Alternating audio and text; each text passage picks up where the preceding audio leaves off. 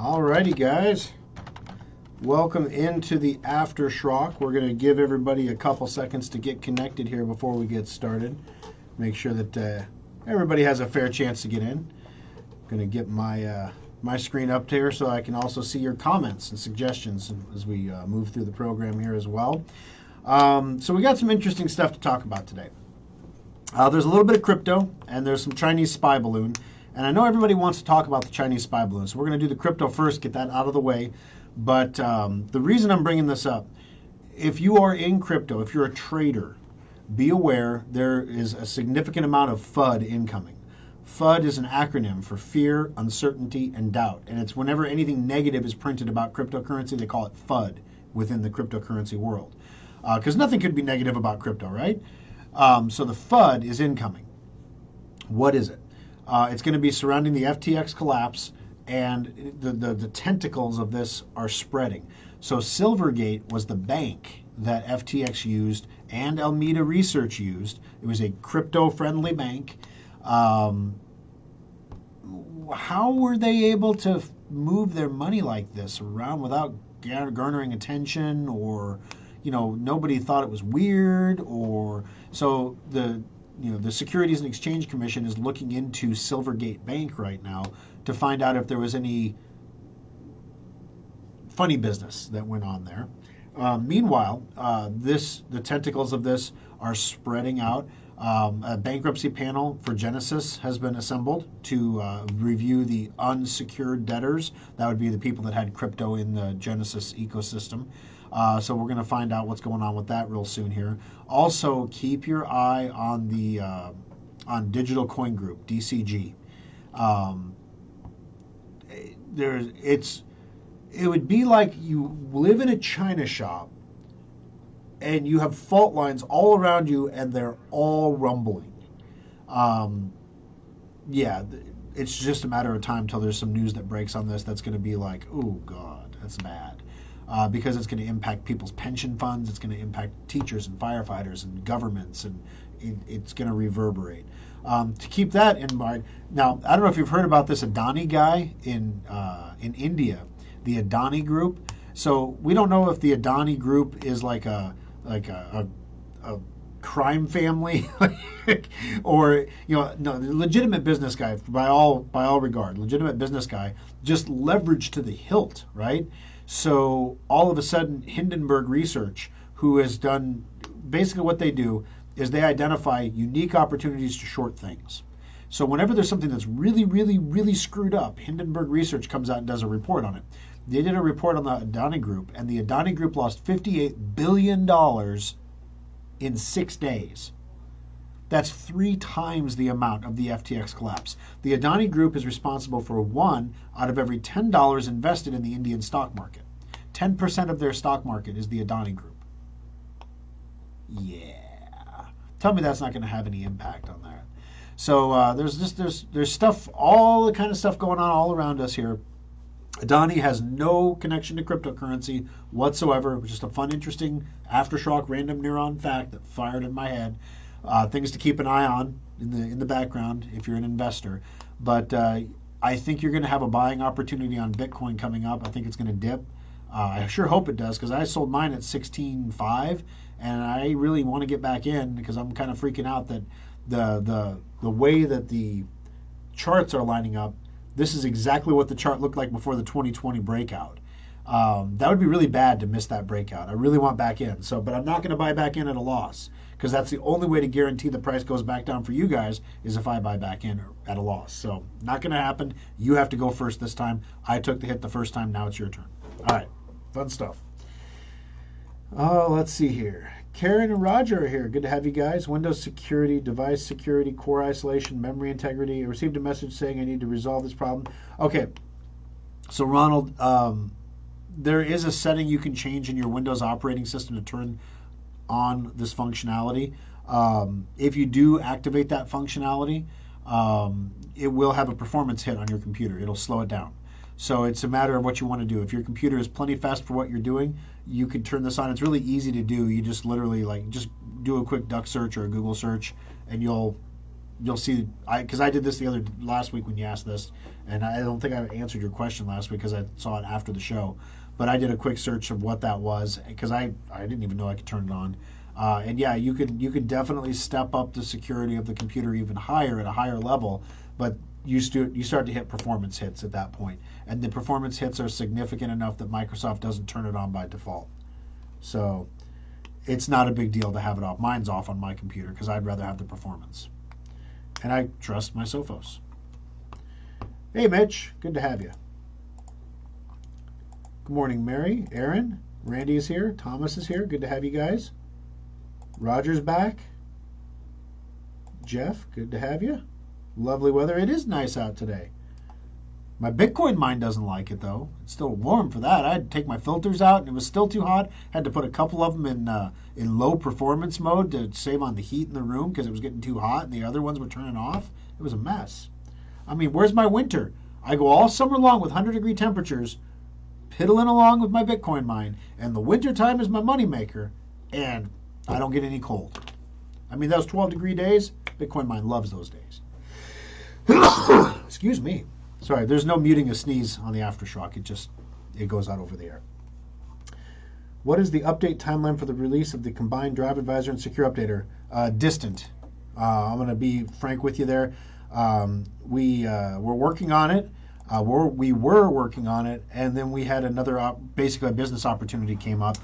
We got a client that runs a toll bridge here in Nebraska, and they need some updated software to run their bridge. And they were working with somebody who was not meeting the needs of what they needed to have done, despite a significant investment. And so they brought us in as a second opinion, and then we said, well, why aren't you just doing this? And they're like, that's brilliant. That's exactly what we want. And we're like, well, we can do that.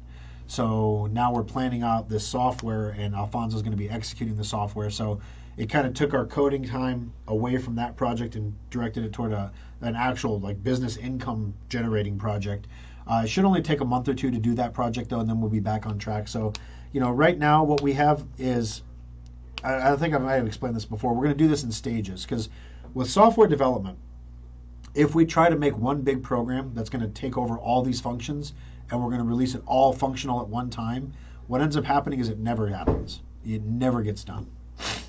So the first thing first, we've created what we call the Core Schrock app. It's a program that runs on your computer that does everything, that lays all the groundwork for everything that we need to do.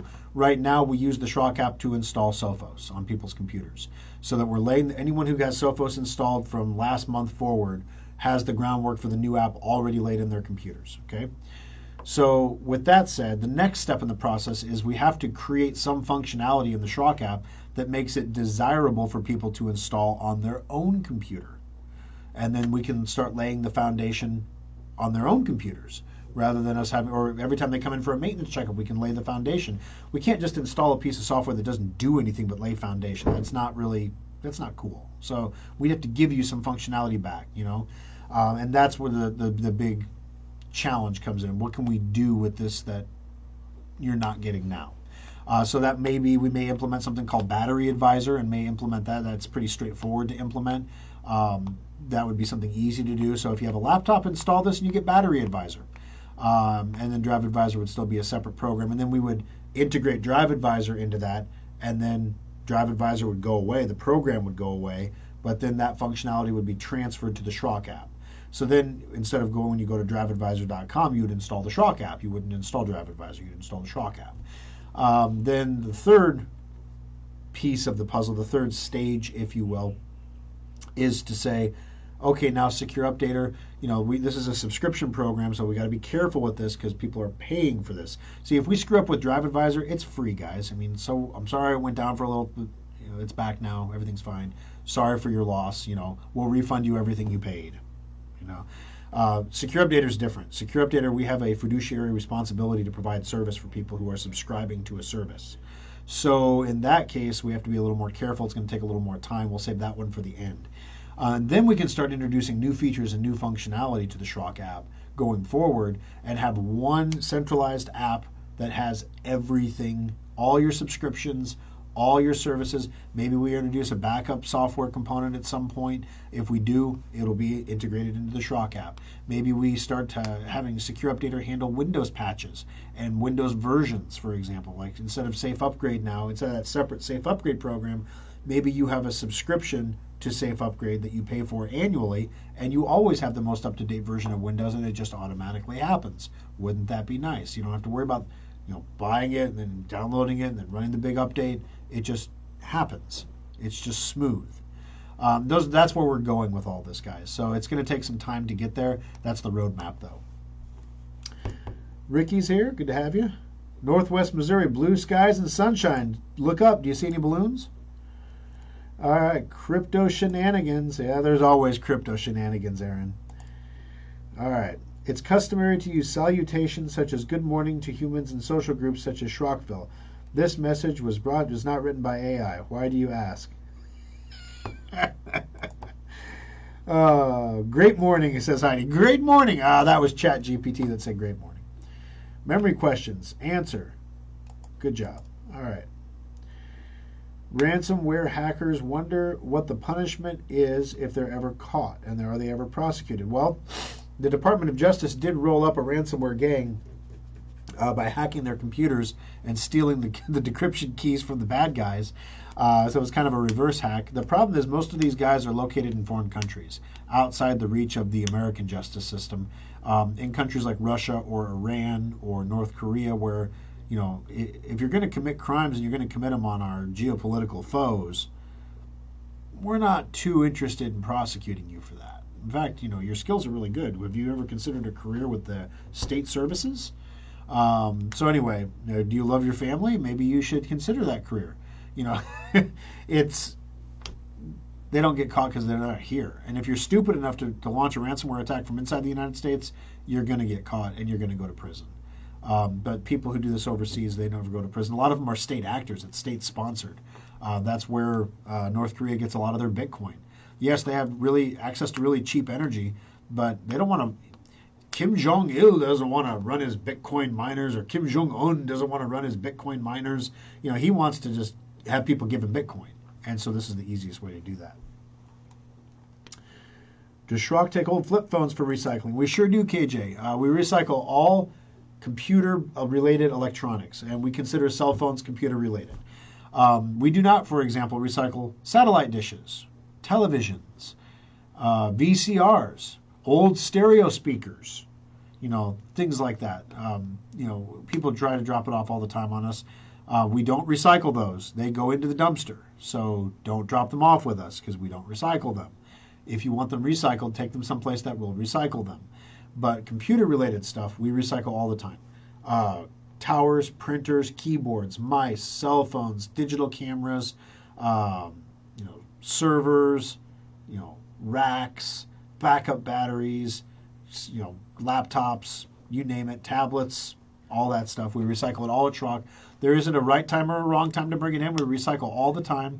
The only thing we charge for are computer monitors. Those are $19 each. We have to charge that because it costs us to get rid of the monitors. So if you want to bring it in, we're happy to recycle any of it for you.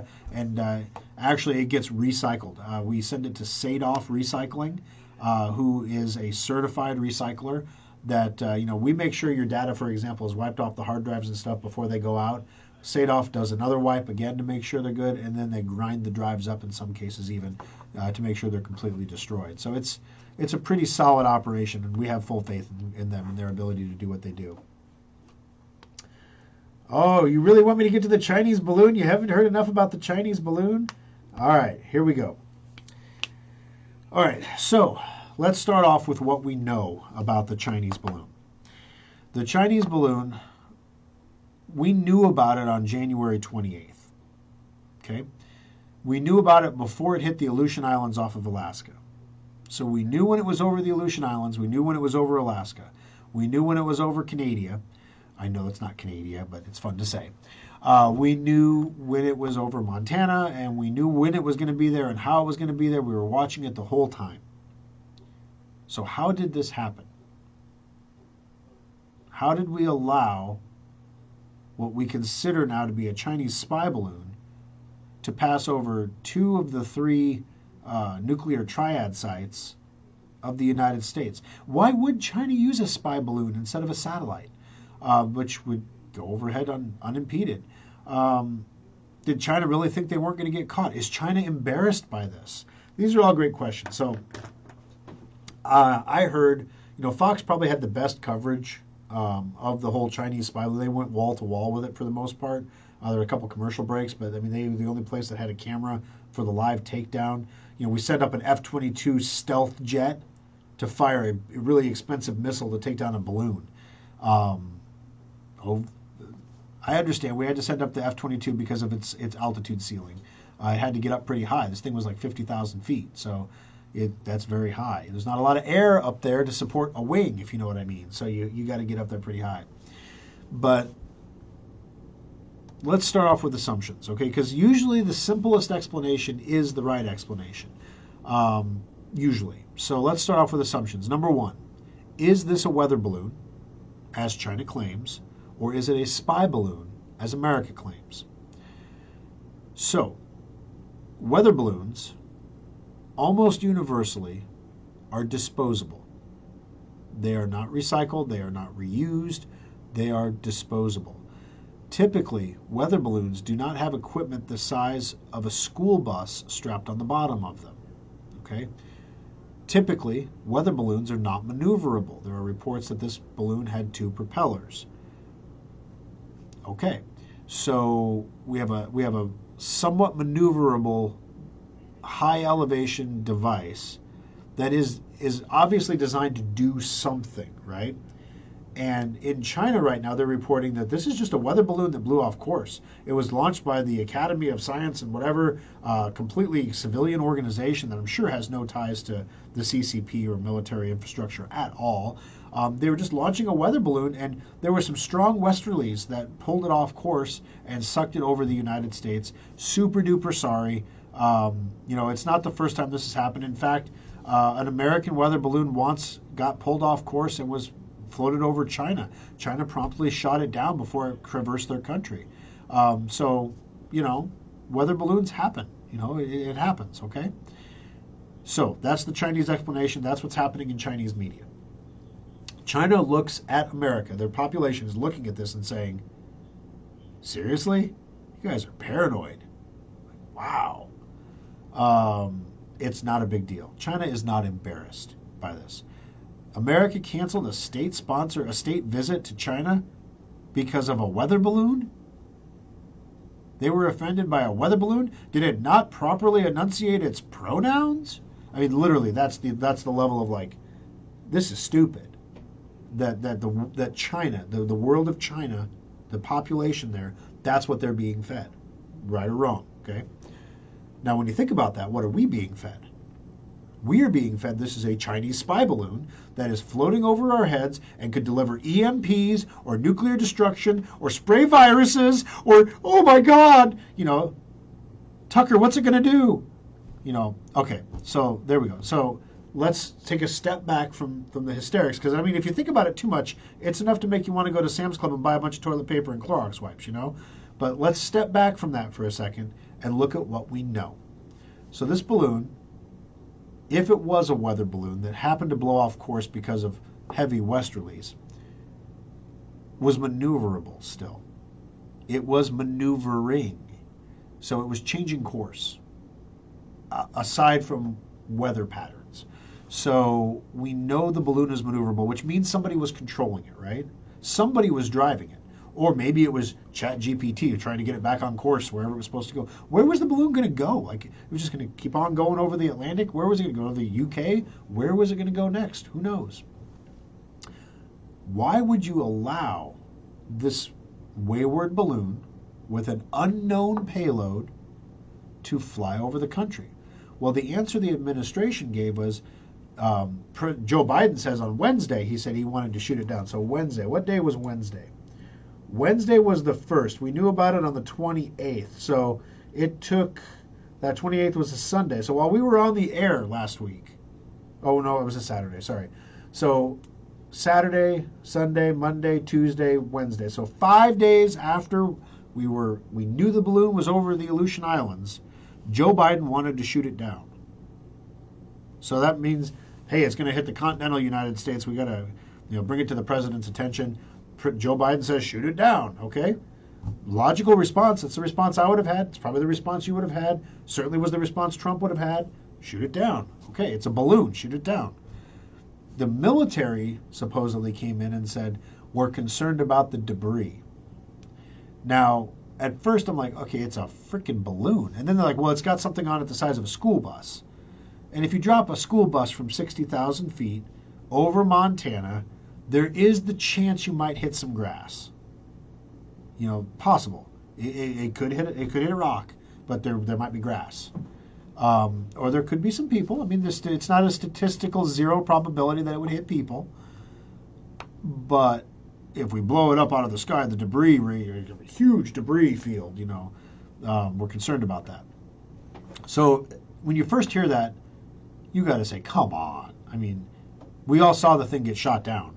If you saw Fox, it doesn't look like there's going to be a massive debris field from that. I'm sorry. So, okay. But let's look at what has happened in the past when we've tried to shoot down weather balloons. Weather balloons are actually really hard to shoot down because it turns out when you poke a lot of holes in a weather balloon, they're really big. So they don't pop. They just slowly deflate, like really slowly.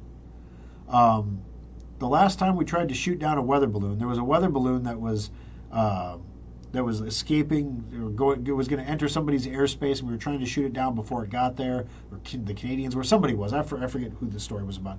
They fired 20,000 rounds of 20 millimeter ammunition into a weather balloon, and it didn't go down. That's a lot of holes, because you figure each round's going to make 2 holes, right? So, wow, that's a lot of holes. Now, imagine you're shooting that ordnance at the weather balloon over Montana. Those rounds are going to hit the ground at some point. And they're going to hit the ground with some force, probably. Mythbusters has done the whole, if you shoot a gun up in the air, can the bullet come down and kill you? The short answer is no. The bullet would not have enough velocity to kill you. It would hurt, but it wouldn't kill you. It wouldn't break your skin, basically, but it would hurt. Now, I don't know if a 20 millimeter cannon round has the same ballistic drop from 60,000 feet. Might kill you. I don't know, but it would certainly hurt. It could certainly cause destruction of property. You don't know exactly where it's going to land. So there's the possibility it could land in Canada, since we're so close to the border. That could be an international problem. I can see there being concerns, okay? So I'm being generous here now. I can see there being concerns.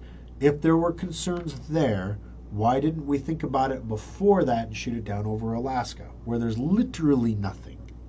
Literally nothing. Why didn't we shoot it down over Kansas? Why didn't we shoot it? There's so many opportunities we could have shot this thing down. My wife and I are out on date day on Friday night, and we're looking up like, hey, it's coming, it's near off it now. We can see the balloon. Where's the balloon? The entire United States. Now let's just look at this from, set the security side aside for a second. Look at it from the political standpoint. The entire United States is watching a balloon and asking why we aren't shooting it down. The pressure is so overwhelming, the president has to shoot it down now. See, the president could have overruled the generals and said, I understand there's risk, that the risk is not zero. Find me the least risky path to shoot this thing down and get it on my desk. Well, the least risky path was to let it traverse the nation, get over the ocean and shoot it down over the ocean where we may or may not be able to collect it. Okay, so that's the least risky path. We know we have a risk-averse president, admittedly so. So I could see the decision being made to let this thing traverse the country and then shoot it down, because that's the safest way to take it down. Now, there were mentions that other measures had been taken to neutralize the balloon. Okay, so we don't know what that means. We don't know if that means that the satellite communications with the balloon were disrupted. We don't know if that means the satellite was fried somehow with like a laser or something, or the balloon was fried. We don't know. We don't know if the balloon was maneuverable when it was shot down, or if it was just following the atmospheric wind at that time. Maybe the balloon was a non-factor when it was over Montana. Maybe we had already fried it, so it was just coasting through the country like a balloon. with no operational control. Okay. Possible. Would we ever hear about it? No, because we don't want anyone to know we have the capability to do that, so we wouldn't advertise that. China will know when they lost contact with their balloon. China will know. Now, that might explain, okay, so maybe they got it over Montana, but then how does that explain going over the other leg of the nuclear triad? You know, the second leg. Was it still maneuverable at that point? Or, you know, we're still assuming it's a spy balloon. So then, it's over the ocean, and you're watching the video, and they shoot a missile at it. And the missile explodes, and the balloon just goes poof. Again, apparently missiles are a lot better than cannon fire. The military expert on Fox is like, yeah, the 20 millimeter cannon is going to be the best thing to shoot at this thing with, because that's what we've shot at balloons with in the past with little to no effect. So I'm sure they're going to use 20 millimeter cannons. And then they shot a missile. They shot a single missile and blew it up. Now they shot a single missile and they blew it up. Now you notice the array immediately fell off the bottom of the balloon. The balloon took forever to hit the ground. The array, straight down. So, did the missile shatter the moorings to the balloon from the array? Or did the array detect the altitude of the balloon falling and detach by design? Interesting questions. So the array is going to hit the ocean from 60,000 feet, and they're going to collect it, because that's going to be effective. If you don't know, hitting water from 60,000 feet, I don't care what kind of a diver you are, it's like hitting a brick wall. You're gonna shatter. So that array is toast. They might get the balloon, the actual fabric of the balloon, they can study that, but the array is shot. Now, if they would have shot it down over ground, over like the dirt, yes, it would have crashed into the dirt and it would have shattered, but at least you could put the pieces back together. But now the pieces are going to be scattered under the water in the ocean. So I don't know that they're going to have we have some of the best search and recovery divers out there, I'm sure, but, you're going to try to put Humpty Dumpty back together again. So I don't think we're going to learn anything about this balloon. So then they find there's a second balloon over South America that is traveling along, similar array on the bottom. Are we going to shoot that balloon down? Well, it's over South America, so I guess why would we? There was rumors that there was another balloon near Canadian airspace or something. So it occurs to me, is this like new technology? Is this the first time? Has this been happening for a long time and we just haven't seen it? What is this, right? It turns out we have seen this before, and it has been happening for a long time. Over Hawaii, these balloons are around all the time. In the area, in the vicinity of Hawaii, in the Philippines, it turns out that these balloons, there's a lot of weather to be monitored near Hawaii, apparently. And in the Philippines and other areas near there, in Japan. These balloons travel around and monitor all kinds of weather. So, I think it's pretty safe to say these are not weather balloons. Maybe they measure weather in that they have to know the direction of the wind, but they're dual purpose at best, okay? They are used in a surveillance capacity. That's why we know they are surveillance balloons. That's why we know what they are, because we've been seeing them over Hawaii for over a year. But now they're flying them over the mainland United States. Now, China has to know that we would see the balloon. We're going to see this giant balloon flying over their head, and they have to believe that there is at least a chance that someone on the ground was going to see it. In other words, there shouldn't have been any expectation that this was going to pass over the United States undetected by the general population. So, espionage is usually pretty sneaky. You don't hear about it, you don't see it. You're not supposed to. If you do, something's gone wrong, right? So, what's the purpose of flying this balloon? What is accomplished? What do you get by flying this balloon over? Somebody was pointing out online that if you're flying a balloon over South America, and you're flying a balloon over Kansas, and you're flying a balloon in Canada, and each balloon is equipped with an EMP device, which easily is smaller than the size of a school bus, so the balloon could totally carry it. and you popped off all 3 EMPs at the same time at 60,000 feet, you would, in essence, create a grid blackout over the entire hemisphere. In other words, no power, no water, no computers. There's never been a study on exactly what would happen if you do this. The only studies that were ever done were incidental studies for the most part, because Russia, when they were working with their nuclear bombs, an EMP is basically a nuclear explosion that happens high in the atmosphere. And the objective is not to create a destructive, blast wave, but the objective is to create an electronic blast wave that fries anything with an antenna or anything connected to the power grid gets fried because it picks it up out of the air basically and fries the microchips and things inside of it. So that's the theory. The problem is the only time this has really been tested, is the Russians decided that it would be cool to do their nuclear testing near their space complex.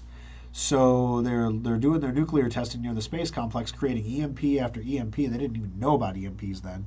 And their 1950s era technology, very very early computers, okay, like vacuum tube computers. There were glitches with their computers, like things that didn't work quite right. Weird, right? And no one knew why the Russian space agency's computers were always so glitchy. Well, it's because you kept popping off EMPs right next door. That'll do that. Okay, no one has ever tested what that's going to do to a modern technology. Is it actually going to send an energy through the circuitry that fries the microchips so they cannot be used ever again? Is it going to simply create a disruption in the capacitors and the energy flow in the device? So your car stops running after an EMP. If you disconnect the car battery, count to 30, and reconnect the car battery, and basically drain everything down and repower it up, will it work again? We don't know. Maybe the U.S. government knows. We don't know.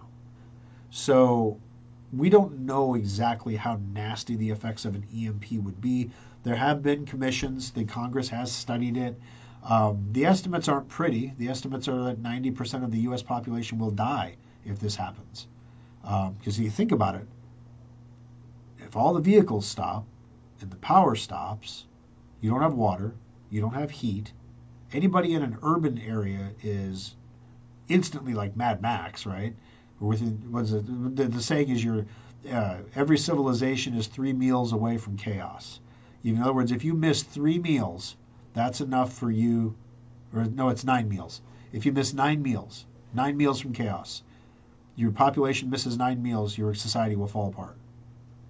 So how long until you've missed 9 meals?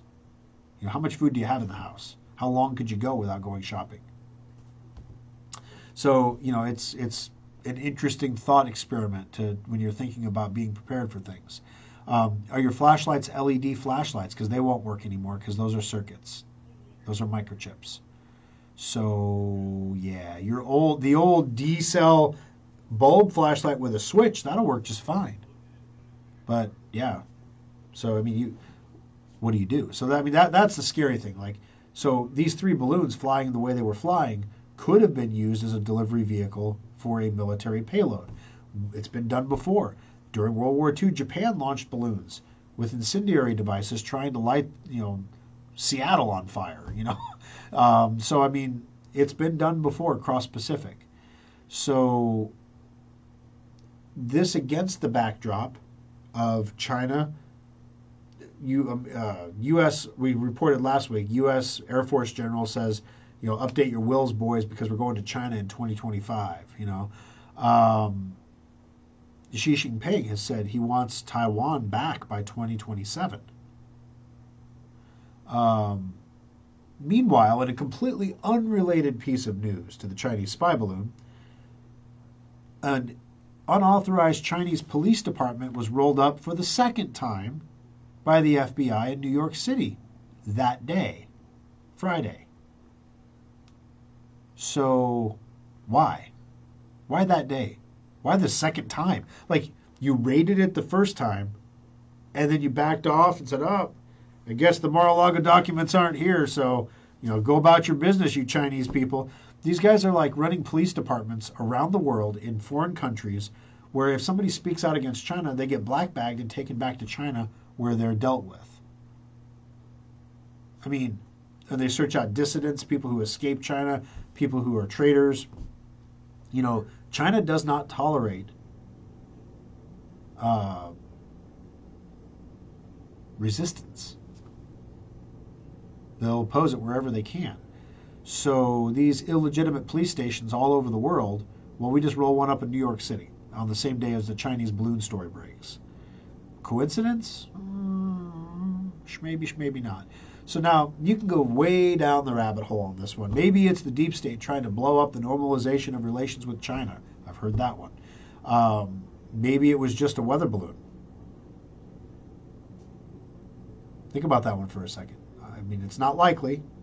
It's very much not likely. What does that say about our government if it was just a weather balloon? Okay. But it wasn't just a weather balloon. So, meanwhile, you have Russia. Unrelated story. This is genuinely unrelated. Russia is preparing a massive invasion of Ukraine that's going to make the last one look stupid. Well, it did look stupid, but they're going to make it look like kiddie play. There's rumors that they have mobilized. Russia says they mobilized 200,000. Allies are saying we expect it to be more like 300,000.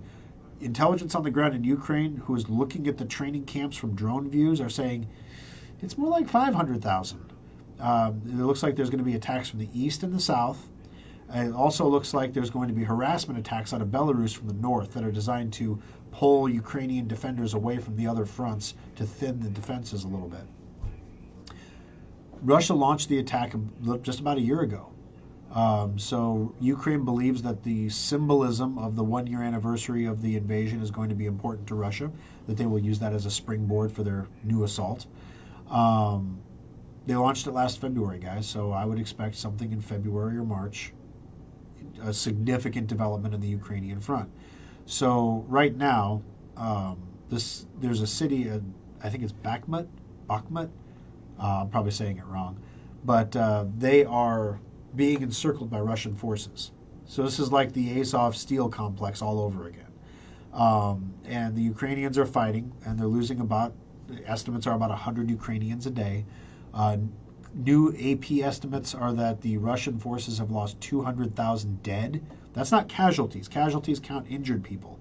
This is 200,000 dead, not counting injured. And Ukraine losing about 100 people a day.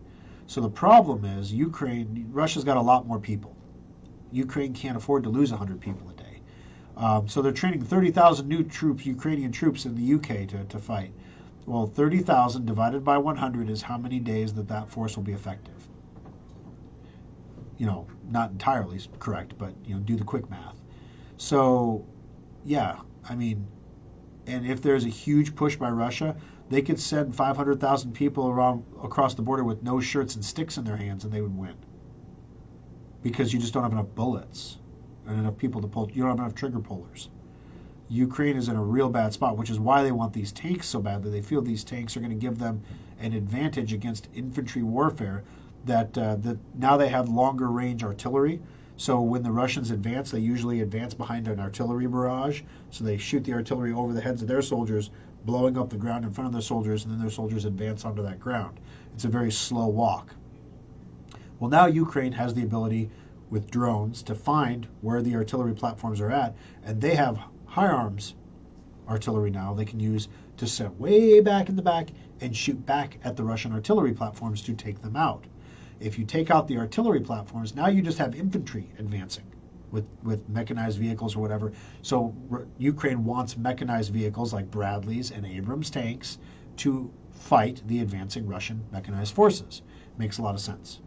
The problem that they're up against is there's just going to be so much there. Now, there's the question of how much equipment does Russia actually have that they can mobilize?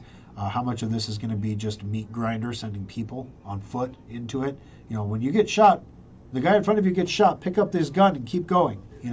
We only have to give them front row guns because they can just pick them up and keep going as they get mowed down in the front. No one really knows what's going to happen here next. German general is saying there's the possibility that we might have to put NATO troops on the ground to help Ukraine fight. that changes a lot of things. So there's a lot in the world to be concerned about. In the grand scheme of things, the Chinese spy balloon is something to be concerned about, but it's nothing that I'm losing sleep over, to be honest. There's much more scary things to think about if you want to think about scary things. There's bigger boogeymen in the closet, if you will. So anyway, that's my breakdown on the Chinese spy balloon. Let me see what you guys had to say here. Oh gosh, I'm scrolling up. There's a lot of comments here. Still $40 to recycle a flat screen monitor? No, it's $19 to recycle the flat screen. So yes, it doesn't matter whether it's a flat screen or whether it's an old tube one. They still cost, and we don't weigh them, so we don't charge by weight. We don't charge by size. That's how we get charged when we recycle them. But basically, we charge the same whether you're bringing us a Sony Trinitron or a flat screen. The flat screen has just as many chemicals in it as the big one. It just doesn't have all the wire and stuff in it. It actually makes it less valuable and more costly to recycle, which seems counter to what you would think the case would be. Alrighty. Oops. Okay. I think this was two things. See what the USA would do. Test run for an EMP. The payload was the correct weight and the correct altitude for an EMP. That is correct. When we fly balloons, and we do fly balloons, because balloons, the cameras on the balloons give you a much better picture than satellite cameras. So there was some conjecture that maybe Beijing satellites just suck and they can't get really great pictures from their satellites. And you see, we took down all the Huawei equipment from all the telephone poles where they literally had cameras on the poles. So now they can't get all those great camera feeds and everything and all the electronic intelligence from the Huawei equipment, so they're going to fly a balloon over to get it instead. Balloon flying over, the cameras are much clearer. Everything is much, you can loiter. A satellite has a brief window when it's going overhead. A balloon can loiter for a long time and circle and do all kinds of things. So balloons have some advantages. We do fly balloons. We just fly our balloons at like 120,000 feet. So the tech is out there to fly the balloons much, much higher than 60,000 feet. But 60,000 feet is the correct altitude for an EMP attack, from everything I've read anyway. It should have been shot down over the Aleutian Islands. Well, that's the thing. Yeah, it should have been, unless you didn't think it was the threat, because the Chinese do this all the time. They're just flying a balloon. Okay, they got it close to the Aleutian Islands. Okay, it's over the ocean. It's just Alaska. They're kind of sort of a state, It's kind of sort of a state. Lisa Murkowski's up there. She'll take care of it. Sarah Palin can probably shoot it from her kitchen window. I'm sure it's fine. And then, it's over Canada now. They're a foreign country. They're going to shoot it down. They can take care of it themselves. It's over Canada. You go Canadians. It actually loitered over a Canadian Royal Canadian Air Force base for a while. So that was kind of concerning. Then it wanders into Montana, and all of a sudden, nothing gets said, but a local news outlet sees the thing. And that's how we find out about it. So if a local news outlet wouldn't have seen this, there'd have been stories about, what's that light in the sky? And then it would have been gone. And it would have been, what light in the sky? It was swamp gas refracting off the light of Venus, whatever. Would we have ever even known about it? All right, problem is it was in international airspace. Yeah, you can't shoot it down until it crosses into your defense zone, basically. So the Aleutian Islands would have been in our defense zone. In our aerospace defense zone. It's near where the Russians fly their Bear bombers when they're kind of flying past us to see what we'll do. So it was definitely in our airspace, but then it was in Canada's airspace. And then it was back in our airspace. And, we have this thing called NORAD, which is the North American, it's a North American surveillance system. So the idea here is if somebody shoots something over the North Pole, you can get from Russia or China to the U.S. pretty quick over the North Pole, or Canada. So Canada and America teamed up and said, let's have a detection system that detects anything coming over the poles or flying in or missiles or anything like that. NORAD is best known for their epic tracking of Santa Claus, who flies from the North Pole every year. Where was NORAD?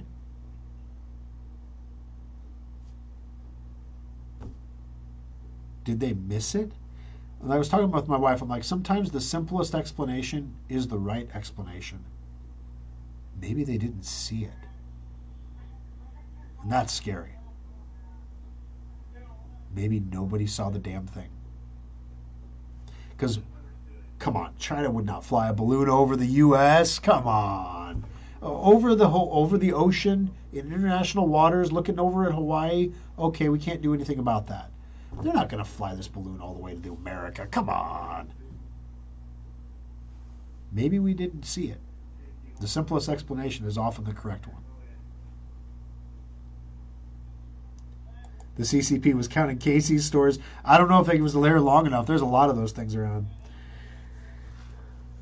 Oh, I almost got Facebook jail because I posted suggestions on how to pop the balloon, something about inciting violence. Oh, Aaron, you are violent. I could see you sitting in there in your rehab room, nothing better to do. You got your long gun out. The best was Carrie Lake posted a Twitter picture of her squatting in a field with a shotgun from a hunting trip she'd been on in the past. And she put a caption under it that said, "I hear there's a balloon that needs popping." And literally, like, some guy responded to her, and he was like, "Oh my God, I can't believe you're posting this. The bullet from your rifle would only go 1/12 the altitude needed to pop that balloon." So he got on there and he looked up, like, what's the velocity of a bullet and how far will a rifle bullet travel if it's shot straight up in the air, right? So he looked all this up because he knew the math. He mathed it out. Except she's holding a shotgun. She's not holding a rifle. So she replies back to him. She's like, that's why I'm kind of holding a shotgun and not a rifle. Then she's hashtag beta male, which is like a derogatory term for a man who's not really manly. It's a kind of a woke man that's pretending to be a man. So beta male. And then the internet's on fire over it. So I think the balloon almost got popped by the sheer number of memes. There was the Joe Biden face on the balloon as it went by. There was the Happy Valentine's Day, Eric, from Love Feng Feng that was printed on the balloon at one point. What else was there? There was Donald Trump with the golf swing, and then the golf ball goes up and pops the balloon. I think we memed it to death. It's gone. When it flew over Kansas City, it flew exactly where an EMP needed to be detonated. Yeah, I mean, I've seen the maps, like of if you were going to do it, this is where you would do it to get maximum coverage over the entire country. There is some doubt that the effect is most intense at the epicenter. So there is some doubt if one EMP could really black the entire country, or would it black out New York and California completely, or would you have to fire multiples, like maybe 2 or 3 to do that? There is some doubt as to whether you would need to do that, but if you were going to pop one over each country, one over Canada, one over the U.S., and one over South America, I mean, you would black a significant portion of the hemisphere. Considering that the things that would be destroyed, the transformers and things for the electric grid that would be destroyed by such an EMP strike are handmade in Germany. We don't make them here, and we don't have a backup supply of them. And the grid's never been hardened for this. So it would just go pop, pop, pop, pop, pop. So the thought is if it starts popping, if it pops all the grids in the middle of the country, the grids on the coast will automatically fail safe and try to fill that gap, and they'll pop themselves. And then power will go down until everybody isolates and then brings up their local grid and doesn't share the power with anybody. And then we come on piece by piece. And so, yeah, it would not be a fun situation to recover from, for sure. All right. Or it could have been carrying a biological agent and scattering it, and that would have been bad. Then again, the CCP could send viruses over with passengers. Yeah, I don't know that, like, the biological agent thing, that was probably the least likely scenario that I heard, because number one, if you're going to scatter particulates at 60,000 feet, they're going to blow away before they hit the continent. I mean, they're going to be gone. And there are much more effective ways to send biological agents in human carriers over here in airplanes, rather than having to have a whole international balloon thing going overhead. So I'm not sure about the viral agent thing. I don't buy that one so much, but there are other possibilities for sure. It carried millions of people's paranoia.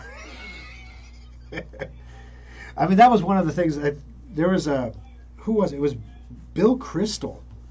I don't know. Okay, so Bill Kristol used to be like a conservative, right? Like back in the day. Like I remember in the '90s, it was like Bill Kristol was a conservative. He was a Reagan conservative. Um, he had a quote where he said basically, if the Chinese balloon had anti-woke slogans printed on it, or was against Joe Biden, that the MAGA Republicans would be worshiping the balloon. And I'm paraphrasing, but it was pretty much that. And I was just like, really? Like, that's a left field comment. Like, I'm pretty certain if China would have actually printed, Happy Valentine's Day, Eric, love Fang Fang on the side of balloon, yeah, a lot of Republicans would have snickered at it, but we wouldn't have been snickering at the array hanging from the bottom of the balloon collecting all the data. Yeah. I mean, we might have taken a picture of it before we shot it down, but look at what I saw. But I don't think we would have not shot it down because of that. If you were a MAGA Republican, Bill Kristol. It would be interesting to see how many AWAC airplanes were flying around to gather data. Yeah, that would be interesting to know. We just don't know what the array was doing. But it was a giant array. Did you see a picture of that thing? It was huge. Just saying, the office at the Pentagon that is in charge of telling us what really happened is the same office in charge of UFO data. I disagree. The NTSB reconstructs air crashes that have hit the ground at speeds greater than terminal velocity. As this array hit any water at terminal velocity, it should be recoverable. Well, I hope you're right, Brad. Assuming you can recover all the pieces. Because when it hits the water, it's not just going to go straight down, right? It's going to explode. It's going to shatter, right? And pieces are going to go flying everywhere. I hope it is recoverable. I hope they can get some information of what the array is. I suspect they probably know what some of the devices on the array are already. Somebody was speculating it was ground-penetrating radar, but ground-penetrating radar from 60,000 feet is not effective, so it's not that. Signals intelligence? What signals are you intercepting at 60,000 feet? Have you ever turned on your phone while you're in an airplane to see if you can get a signal? And you just watch your battery meter go because it's just searching for signal because it can't get a signal. And you're moving so fast, if it gets a whisper of a signal, it's gone. So what's it listening to? Maybe there are directional antennas that are listening to something. Yeah, so what was it capture? Was it just pictures? What was it capture? That's what we want to find out. If an EMP goes off, where will we get our iPhones and cheap TVs? I think a lot of people will be upset. Too bad for most people don't understand the real problem of an EMP detonation. Yeah. Yep. One of the things that you never want to think about is the veneer of society, because once you go down that rabbit hole, your life is never the same. Once you consider what happens to the human condition when you take away electricity entirely. There are no cell towers. There is no internet. So therefore there is no Wi-Fi. Therefore everything on your phone that's a subscription service doesn't work, even if your phone still works. Because let's say you keep some phones in a Faraday cage, you could whatever, you have a great camera now. That's it. So, in that scenario, there is no food transportation. The supermarkets don't get resupplied. In that scenario, vehicles don't work unless they're older vehicles, pre-1979, most of which were scrapped for cash for clunkers. So a lot of those aren't around anymore. What else? So your vehicles don't work. Your grocery stores don't have stuff in it. If you can't get to the grocery store, how do you get everything back home again? It's not a fun scenario to think about. And then, of course, you devolve from there. What would you do if your kids were hungry to feed your kids? I mean, we're not just hungry. Not just like, hey, we're out of lime Doritos, Dad. But like hungry, like I haven't eaten in 3 days, Dad, and I'm really hungry and we don't have any food. What would you do to get food for your kids? Government will not be there. FEMA will not be there. They couldn't handle Hurricane Katrina. Now imagine a nationwide blackout event where only military assets are capable of flight. There's no air traffic control. There's no radio. There is no information. There is no accountability. There is no justice. There is no police. Go. There are really good people in this world that will try to help each other. There are neighborhoods that will pull together. And then there are really evil people in this world. So, which will be the ones you meet? You know, it's one of those kind of scenarios. And the longer you think about it, the worse it gets. And like I said, the Congress has done studies, no prescription medicine anymore. So anyone on a prescription is in trouble. Hospitals, airplanes fall out of the sky. Subways just stop. There are so many things to think about that are not fun to think about with an EMP, that unless you really want to go down that dark rabbit hole, don't do it. Thor, Israel knows on EMPs. They used one sometime back on Iran's nuclear research. They might know, but they're not publishing the data. That's what I'm saying. We don't know. Like, I don't know. The only data you can find is from the 1950s. Nobody's publishing their data on EMPs and how they impact and what they do. And if they were so effective, how is Iran still enriching uranium? I mean, did they just set them back and blow up a bunch of equipment? Or, what's the deal? Oh, yeah, 1 Second After is a good book. I've read that one. Do you realize that there are Chinese police stations in Nebraska? I did not know that. I saw a map showing where the FBI knows they are. I assume one in Lincoln and one in Omaha near the universities. I had no idea, Ronald. Maybe I should be careful what I say. I don't want to get black-bagged. We need to train Ukrainians on how to fight A-10s real fast. Well, that's the problem. We're not going to give them A-10s. We're not going to give them aircraft. We're not going to escalate this, you see, because by not escalating it, we'll have to escalate it later. So we've not escalated and then escalated. And then not escalated and then escalated. What if we would have escalated and then been done?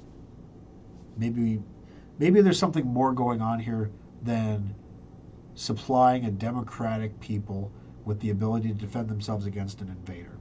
Has anybody asked that question yet? Like, we have sent a lot of stuff to Ukraine. And I know the fighting is intense. I look at the pictures on Telegram. It's horrible. Like, they're entire cities decimated to rubble. Like, no one's thinking about the rebuilding here, right? I mean, this is atrocious. And not a cent has gone to corruption. We've been assured by the U.S. government that not 1 cent of U.S. taxpayer money has gone to anything corrupt or wasteful in the Ukraine whatsoever. Every dime has been spent to save Ukrainian lives and buy bandages and bullets and beans. There we go. Obviously not true. Ukraine is one of the most corrupt countries in the world. If you're pumping that kind of money through Ukraine, some of it's getting filtered to the big guy, whoever the big guy might be. I didn't mean the big guy, not the big guy, because we know who the big guy is, but some of it's going to the big guy, if you know what I mean.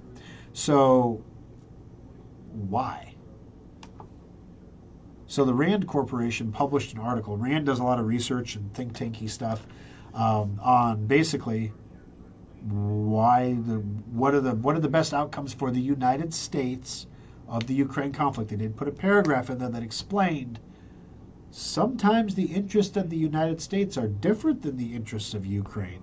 Therefore, what might be an unsatisfactory outcome for Ukraine could be satisfactory for America. Okay.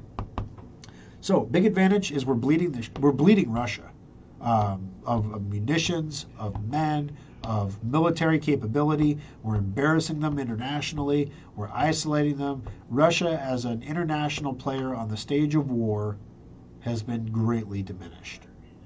It's given China a reason to think twice before they invade Taiwan. Because you know what we're doing in Taiwan right now? We're training Taiwanese soldiers how to fight off an invasion. Just like, what we were doing in Ukraine ever since they took Crimea? Training Ukrainians on how to fight Russians. So, yeah, it made China say, this didn't go so smoothly for them. And the whole world kind of got pissy about it. This is bad.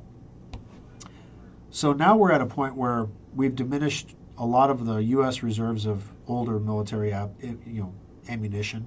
We're accessing stockpiles of ammunition that were previously undisclosed. Apparently, we had a large stockpile of ammunition in Israel that was set aside there for the event of a theater war in the Middle East. And now we're sending those munitions to Ukraine because we don't have any others to send. We hear about all of the Stinger missiles and everything that are being used. Do you know that I think it's Lockheed that makes the Stinger, hasn't made a Stinger in like 25 years? The people who built the Stingers are gone. Like, they're like, how to build a Stinger, page 1. Like, literally, they're like, we're going to need 10 years to replenish these Stingers at a cost of, watch your eyes pop. So why are we still doing this? Why are we escalating the way why are we prolonging the conflict rather than seeking a decisive end to the conflict? Whatever that decisive end might be. That's kind of what that Rand article explored, is all the different benefits and consequences to each approach. And long story short, it's in the U.S. interest to bleed Russia and reduce their status on the international stage as an international adversary. And we're using Ukraine as pawns to do it. That was pretty much what the report came down to. And when you look at how we've slow-rolled things to Ukraine, that makes a lot of sense. Ukraine can't be mad at us because we're giving them stuff to fight. We're helping you. We're just helping you one day late and $1 short. All right, we're giving them tanks without armor. Well, we're giving them tanks that have armor, just not the secret armor, not the super secret stuff. So, because otherwise, I mean, why would you send the tanks if you're just sending over like tanks with no armor? That's stupid. Why isn't the United Nations in Ukraine?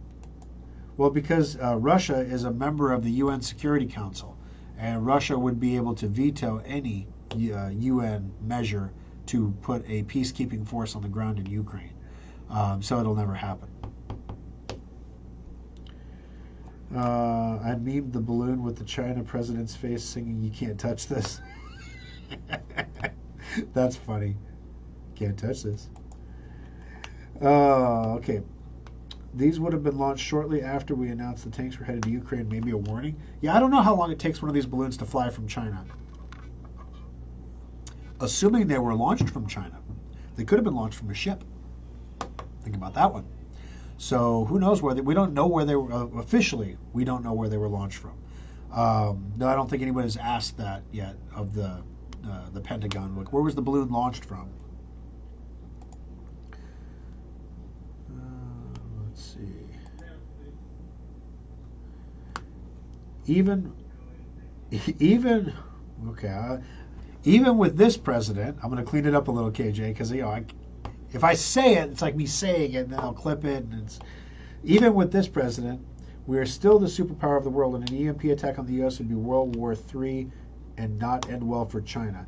That's what my wife pointed out too. She goes, if there was an EMP attack like that, the submarine triad would go off because that is a nuclear attack. So, but I pointed out, who would you launch against? She's like, oh, they know. Like, but who would you launch against? Would you launch against China? Would you launch? See, everyone in America is without power, but it's not a nuclear wasteland. So you launch your nukes, then they launch their nukes. So an EMP attack is almost like a first strike that if you respond to, you're committing the first strike. It's a weird calculus in the mutually assured destruction because you haven't destroyed anything but power generation capability and electronics. It's almost like a neutron bomb, or something. It's like the infrastructure is all there still. The people are all there still. Not a neutron bomb would kill the people, but the people are all there still. But they just don't have their power or their pills or anything else. So that done in conjunction, a Pearl Harbor style attack, done in conjunction with an invasion of Taiwan on a country that was militarily weakened by giving a lot of resources to Ukraine already and out of position, with a supply chain that was already broken and reliant on China to begin with, that can't manufacture its own stuff, even if it had power, which it doesn't have, so it can't manufacture anything. And that's where you're starting your fight from. At best, it would give China a full year to run roughshod over anything they want to do in the world. Without us there to stand up, and we would still be around. I mean, we still have ships at sea The military assets are supposedly hardened against EMP assault. So the United States would continue as a country. The challenge is when your population is dying at a rapid rate and there is massive, you'd have to have martial law, but you don't have the forces to, if you're enforcing martial law on your own people, you don't have the forces to go fight a war. So it becomes very problematic. How do you supply a military with food and resources if you can't farm because all of your tractors are electronic? You can't harvest. You can't plant. All you have to do is miss one season, right? So I mean, you see how this goes, right? I mean, it could get really, really bad, really, really quick. All right, we gave the Taliban, the CCP, the advanced stuff. Yeah, I read a story that Russia was actually in talks with the Taliban to try to acquire some of the American military equipment that was left behind, because they're so short on military equipment. They would love to have the broken down American equipment they could fix up and maybe put back in the field against, the Ukrainian forces, who will be fighting with American equipment. Let's see. Runs one contact point in each Los Angeles, New York, while the PSB. Who's who PSB? I guess I'm not familiar with that term, Keith. All right. The main reason is Putin's own words. He wants the old Soviet Union, and he's going to get it one way or the other. And that's entirely possible. It could be something that big, or it could be something as big as, we told you, if you brought military equipment into Ukraine and started training the Ukrainians, doing all these things, we told you, NATO, what was going to happen, that we were going to invade. Now, in the beginning, Russia thought that they were going to roll into Ukraine and take Kiev in like 2 days, have the whole war be over, and they got a whole other country. And now they're like, what are you going to do? NATO, go. Now, NATO would be the aggressor, right? Or the liberator, however you look at it. But that's not how it went down. And so now, all of a sudden, Russia's in a really, really bad spot because they have to, they're waging a war, they're just decimating Ukraine. So think about this now. So once this war is ended, whether it's ended with a total victory, like World War II style, or a negotiated peace, which is much more likely, Ukraine is in ruins. Absolutely in ruins. There's going to be a lot of money spent to rebuild Ukraine. Where is that money going to come from, and who is going to get it to rebuild Ukraine, one of the most corrupt countries in the world? It's going to be really interesting to see how that plays out. Alrighty. Last call for questions, guys. We've been a little over an hour here, and my voice is starting to flag a little, so I better... Rush Limbaugh used to do 3 hours a day. And I'm like, God, how did he do 3 hours a day? But then I realized he was only talking for like 40 minutes out of each hour, right? So 20 minutes of the hour was like commercials or intro music or whatever. So realistically, he was spending 120 minutes on the radio in a 3-hour show, which is 2 hours out of 3, right? So if I do 2 hours, if I do an hour of Compute This and an hour of After Schrock, that's essentially the same amount of talking that Rush Limbaugh did, except I do it without a break. And I'm not saying I'm Rush Limbaugh. Trust me, I'm no Rush Limbaugh. But maybe that's why my voice is tired. All right. Thank you, Ronald. I appreciate it. Good viewership today. I appreciate you all joining us on the Aftershock. Please take a moment to make sure your Secure Updater is green and working well. If you don't have Secure Updater on all your devices, and maybe you haven't because you said $50 a device, it's on special, 40% off right now. You can get it. Just call any of the service centers. You don't even have to leave your house. We can Schrock desk in, install it for you, and it's great. Everybody gets a win on that. And it's something that you can do to increase the security of your computer regardless of what you're running for antivirus. It's becoming very apparent that the world around us is getting more and more and more dangerous. The dangers are big and dangers are small. So it's one of those things like the adage, control what you can control. and you leave the rest to God. I can't control Chinese weather balloons or spy balloons or whatever they might be. I can't control those. I can control the security of my computer. I can control the security of my family. I can control how much food or how much water I keep in the house. Those are things I can control. I can't control Chinese spy balloons. I can't control Russia. I can't have any influence in the outcome of the Ukraine. Interesting things to keep an eye on, but I don't know when Digital Coin Group is going to be convicted of some crime soon, but I don't know when.